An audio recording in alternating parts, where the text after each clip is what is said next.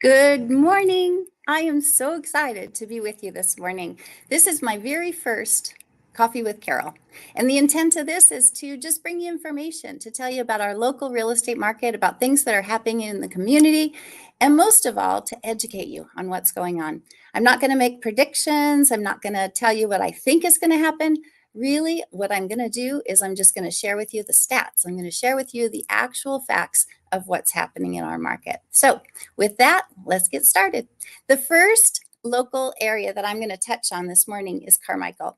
And the reason I started with Carmichael is because 30 years ago, when I first started selling real estate, Carmichael was my main focus. And I really enjoyed working in Carmichael, and I know a lot about it. And so I wanted to start there just to kind of share with you a little bit about that cute little area. So Carmichael is comprised of 89,000 residents. The price ranges go from the low 300s. You can actually get into a condominium under 300 to the mid fives for a single family home. And you can get into $1 million home. Right now, there are 11 homes that are priced at $1 million or more in the Carmichael area. And I think one of the reasons is because it borders along the beautiful American River, and there's lots of different communities that are really desirable. The nice things about Carmichael that you'll find are that we have great restaurants. There's great access to that American River, bike trails, golf course, just all kinds of things going on as far as the outdoors. You've also got great schools, and it's also centrally located. So if you're not familiar with where Carmichael is, this is Carmichael. So you're in between the 50 and the 80 corridor. So you can go either direction, jump on the freeway and head downtown, or you can jump on the freeway and head to Tahoe. So when we first moved to the Sacramento area back in the 80s, we lived in Carmichael. And that's where our kids went to school. And we just found it to be a really nice community because it was somewhat centrally located. So if you're joining me for the first time, I hope that you'll grab your coffee and sit down and relax. If you have questions as I'm going through these slides, I hope that you'll put them into the chat, because that'll be a nice way for you to be able to ask questions. And again, this is a daily live stream. So I'll be coming with you every morning around 8 o'clock, and that way we can talk about things that are important to you. Okay, so let's look a little bit more at Carmichael. So if you aren't familiar, Carmichael has opened what they call Milagro Center. And that's really a nice center. It's got 7 different restaurants. It's got Mexican, Italian. There's a brew pub there. There's outdoor seating, and there's lots of yummy desserts. So if you are in the Carmichael area, sometime you may want to pop into Milagro. If you're looking for somewhere to do a business meeting or an event, they've also got a really nice event center that you might want to check out. As far as the sales activity in Carmichael, what I'm going to do each time when I look at a different area, I'm going to show you what has happened in the last day or two in that area. So currently there's 106 homes available on the market in Carmichael. There were 4 new pending sales, and 2 of those 4 pending sales had multiple offers. Now we're going to talk about multiple offers and about the market and what's happening in the market, what I'm seeing. But it was interesting to note that half of them did have multiple offers. There were also 3 closed sales in Carmichael, and 2 of those 3 also had multiple offers. Now, if you look at this graph, and this is a lot of numbers, and so I won't do this to you very often, but what I wanted to show you was the price ranges of what's happening in Carmichael. And this is just a snapshot. This is one day's activity, but it does show you that the activity is really in those lower price ranges. And so we're seeing, homes that are going on the market and going pending in a little bit longer time than we're used to. It's taking a little bit longer for homes to sell. But the other thing that I wanted to share with you is that a realtor has an option of changing a listing from active to pending, or to pending bring backup. And there's really no rhyme or reason to why they choose one over the other, except for pending bring backup is one of the features that you might, as a realtor, consider, because then you can try to get a backup offer in place. If you're a buyer and you're looking for a home, you may want to consider being a backup offer, because decent amount of homes fall out of escrow now for one reason or another. Interest rates sometimes is a key factor there. Another thing, though, that people think is that as the market is shifting a little bit, that maybe they would get a better deal if they waited. And that's not always the case. But some people think that. And so you may get, as a backup buyer, a chance to get that house. So a thought for you, you may want to be a backup buyer. What's the noticeable difference in the market today versus 2020? Well, I can tell you that one of the main things is that we do have more inventory. We're starting to get more homes on the market, not a flood of homes. And I'll show you what a flood looks like. But basically, we are just getting people that are deciding to put their house on the market because they feel like we're at the peak. Now, it's very difficult to say if we're at the peak. I think that our market has certainly settled down. And we see that because of fewer multiple offers. Now, when I look at the daily stats, I see that about half of the homes that go pended in a day had a multiple offer. And maybe by that, I mean 2 buyers instead of 1, which is great. It's great for the seller, gives them a little more leverage. But, a year ago, if you only had 2 offers, you were thinking, what happened? Where'd the buyers go? Because we were used to having 8, 10, 15 offers on a property. And it wasn't because we underpriced the home necessarily. It was really more because of the fact that there were just that many buyers out there and money was cheap. And this is where people were putting their money, was into real estate. And so now, today, we have fewer multiple offer situations. And they're still out there, and homes are still selling relatively quickly. It's just you cannot judge what's happening today with what happened last year or even the first quarter of this year. So things are taking longer to sell. Don't panic. But I think the key really is to price your home right from the beginning. Don't test the market. I can see a lot of times when a house comes on the market, my first reaction is, that's overpriced. And I put it into, this thing on my computer so that I can watch it. And it does take a lot longer for that one to sell. And maybe they're going to do price reduction, price reduction, price reduction. Well, the last thing you want to do as a seller is chase the market. Now, I'm not saying put the price at a giveaway, and that's a lot of times what I hear a seller say to me in markets like this is, I don't want to give my house away. But that's really not what we're talking about. We're talking about pricing it right from the beginning. So this is what we call a flood. So if you were in Sacramento back in the day when the meltdown happened, this is what inventory looked like. You're looking at a graph of 15 years of statistics. And on the far column, you're seeing that we had over 16,000 homes on the market in 2007.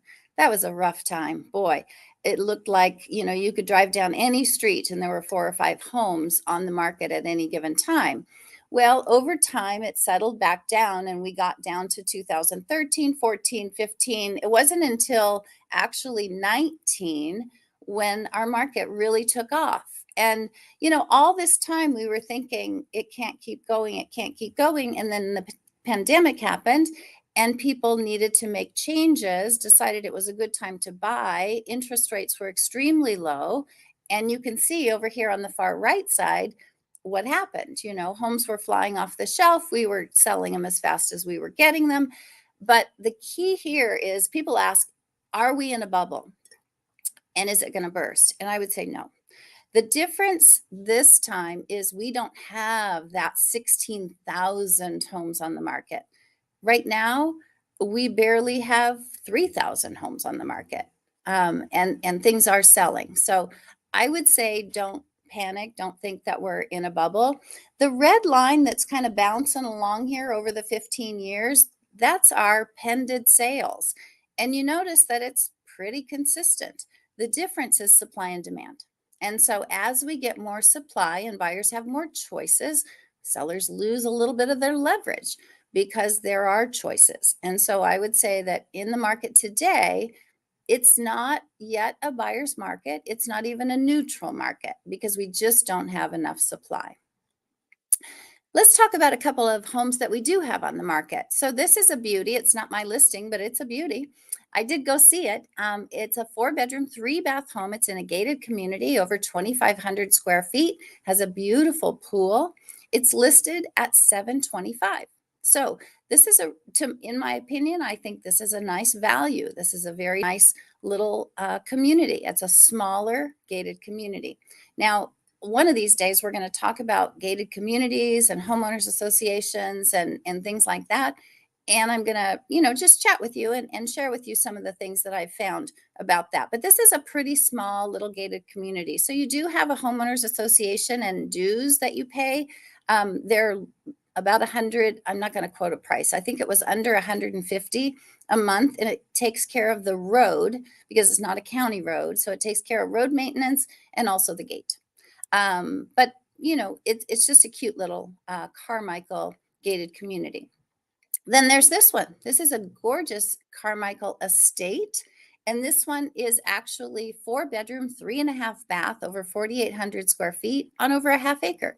So you can, and it's listed at $1,645,000. And you can see it's very open, beautifully updated, gorgeous pool. So you can get both ends of the spectrum in Carmichael. You can get the mid-range, you can get a smaller home for the first-time buyers, you can get condos.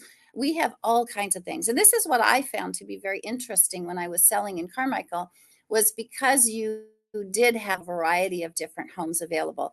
And so I think for people that are used to cookie cutter neighborhoods, Carmichael makes them crazy because Carmichael isn't cookie cutter. You're in a gorgeous neighborhood like this, and then you might go 4 or 5 blocks down the road, not necessarily on this home. I think there's a lot of homes in this area that are, gorgeous estates like this. But I will tell you that there's a lot of little infill projects where there was bare land, and then a builder came in years ago and put 10 or 15 homes. And out of the blue, you might have some density with apartment complexes and, lots of folks living in one area, and then you go a few blocks down and you've got large homes. So to people that are used to cookie cutter neighborhoods, Carmichael's probably not the answer. Recent sales in Carmichael, here's your sales activity in July.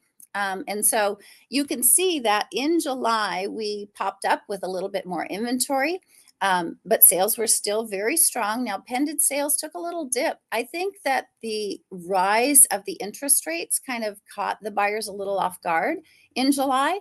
And so pended sales were down a little bit. And perhaps buyers were concerned that something was happening in the market. So we did have a fair amount of fallout in July. But I think that the market definitely has come back, and buyers are taking another stab at this, and they're taking a deep breath, and they're doing better.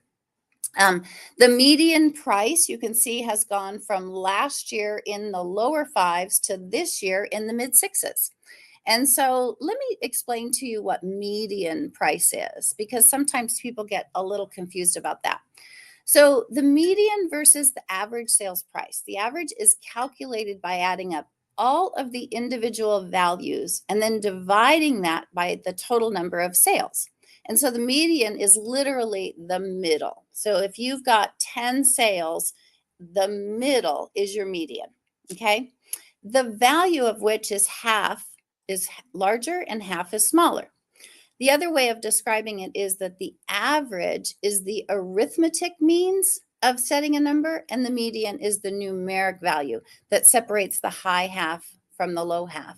So when someone says that the median price is going up, honestly, all that means is that larger homes are selling. It doesn't necessarily mean your value of your home is going up. It's great to see the larger homes selling because we need that. But honestly, it's kind of a trickle down. And what we do see is that when the smaller homes are selling, sometimes those are move up buyers, which causes then that next price range to move. Right now, we're seeing people that are downsizing. And so we're seeing these larger homes selling because those folks are cashing out, taking their money and moving into something that, is more conducive to their lifestyle right now. Maybe they don't need the 4 or 5 bedroom home that's 3,000 square feet with a pool. Maybe they'd like something a little bit smaller so that they can, enjoy life and travel. So this is definitely a market that we're starting to see that happen.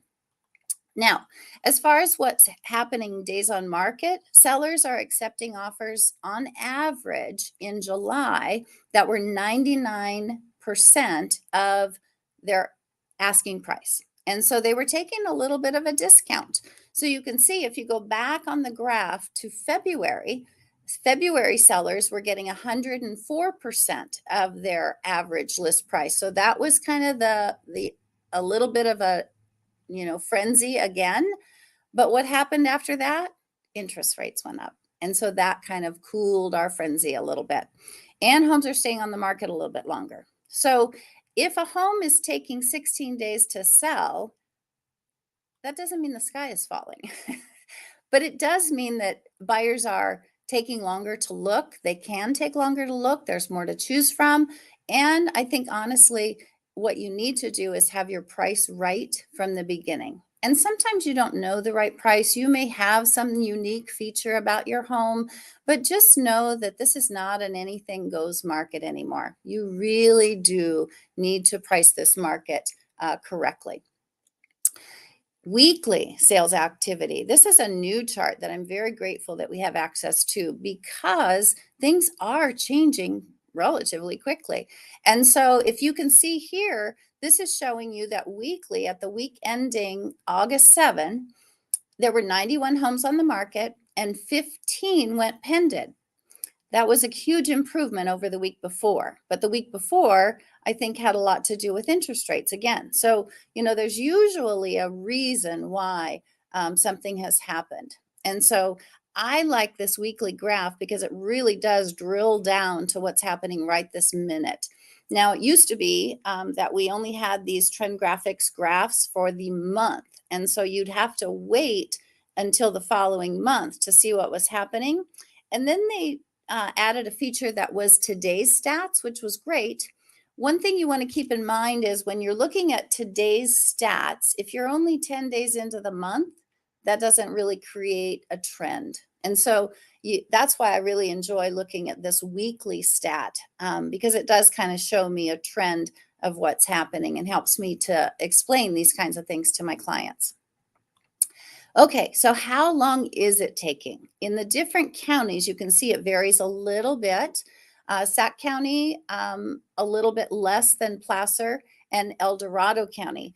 El Dorado has a tremendous amount of inventory. I just started working with a buyer that we're looking in El Dorado Hills and Cameron Park, and I'm finding that there's quite a bit on the market up there. And that's normal. I mean, there has always been a lot of homes on the market in El Dorado County. And then this also gives you kind of a little bit more information. And I always think it's interesting to see how many cash buyers there are. The word was always, oh, the Bay Area people are coming and they have pockets full of money and they're, buying our homes and we don't have a chance.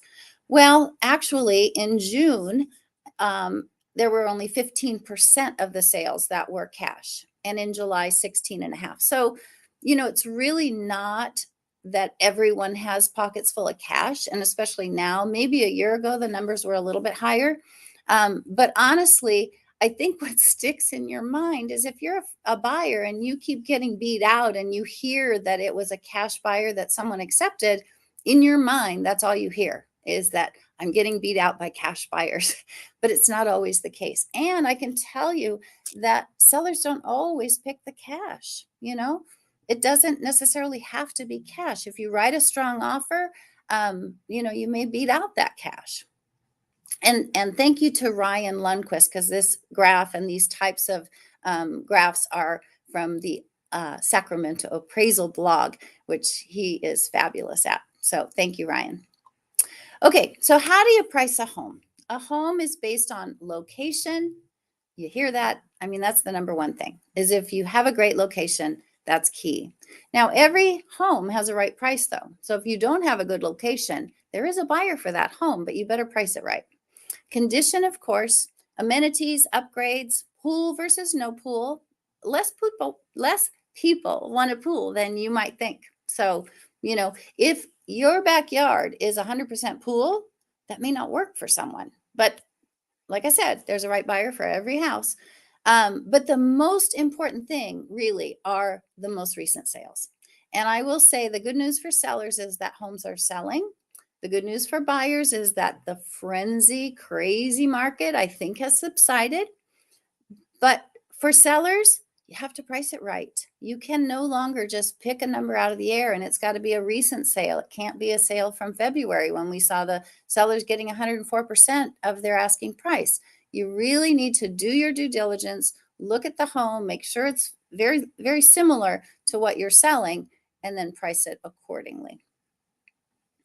What's happening in the Carmichael market? Well, price per foot, which appraisers hate, by the way, but price per foot is up 27% over the past 2 years. So that's pretty significant if you think about it. It's up 47% over the past 5 years. So if you invested in a home in 2017, you have a lot of equity right now. And so the question is, was a graph like this sustainable? Probably not. Okay. And in order for a home to be able to say, okay, well, that one was priced at this price per square foot and mine is the same, it's got to be one of those cookie cutter neighborhoods because everything has to be the same. And that's very rare in Carmichael. The most significant change to our market is, of course, interest rates. No surprise. They went from being under 3 to mid 5s in a matter of 6 months. And that sent shockwaves through our industry. And so that's the problem. And so when you were looking at buying a $400,000 home with a 3% interest rate, your payment was 16. Now a loan amount of 480 with a 5.7% interest rate is 2,700. I mean, that's the difference between 2021 and 2022. So, and that's the other key too, is be sure that you're keeping tabs with your lender because those rates are changing and sometimes for the better. So you just never know. But this is again what's happening in the past 15 weeks. Okay. We have a lot of sales. This is Sacramento County. So sales are good. Actually, 300 pending sales is the highest reported pending sales in 11 weeks. So don't let people tell you that homes are not selling because homes are definitely selling. It's just the market. You have to be paying attention to pricing and it depends on where you are. Are we in a bubble? No. I think homeowners have way too much equity right now and they have a very low interest rate. The difference is that the refi market has literally shut off because if you've got a 2 or a 3% interest rate, you're not going to refinance into a 5.5. I'm sorry, it's just not going to happen. And so you're sitting on a lot of equity, but you're sitting on it. And there's not a lot you can do with it unless you sell. And so if you're thinking of cashing out on that equity, it may be the time. We're not in a bubble. We're not going to crash. That's, just from the statistics, that's how it looks because people have a whole lot more equity than they did in 07. And the loans are different. But, the only way to tap into that equity is to put it on the market.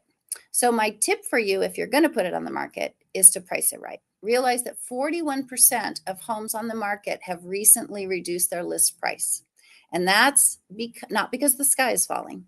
That's because perhaps they didn't come out of the chute priced right to begin with. So price it right to begin with, and you won't have to chase the market. Instead, you'll attract attention because unfortunately, a lot of sellers are still living in the February, March market, and we're not in that market. So you got to be where we are.